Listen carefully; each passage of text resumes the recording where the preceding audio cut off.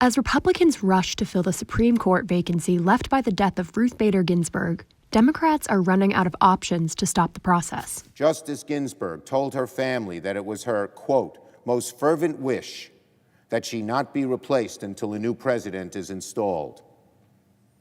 That was Justice Ruth Bader Ginsburg's dying wish. If President Trump's pick does get confirmed, it shifts the entire political spectrum of the Supreme Court to the right, and justices hold their positions for life, locking in generations of likely conservative decisions.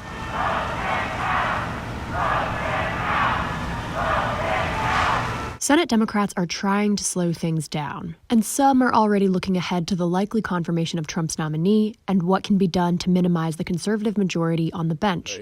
Pack the Supreme Court. All these threats have been out there for months.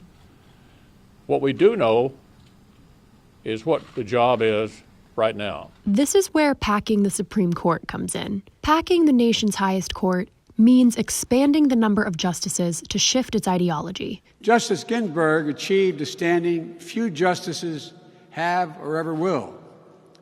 She became a presence in the lives of so many Americans and a part of our culture. A Democratic president could theoretically push legislation through to a Democratic Senate that would add on to the normal 9 SCOTUS seats. Biden has unenthusiastically acknowledged this before. I would not get into court packing. We had 3 justices. Next time around, we lose control. They had 3 justices. We began to lose any credibility for the court has at all. The Constitution does not establish a specific number of justices for the Supreme Court. It actually started out with 6, and at one point grew up to 10 seats in 1863. Democrats in favor of packing the court have argued it's a necessary reform.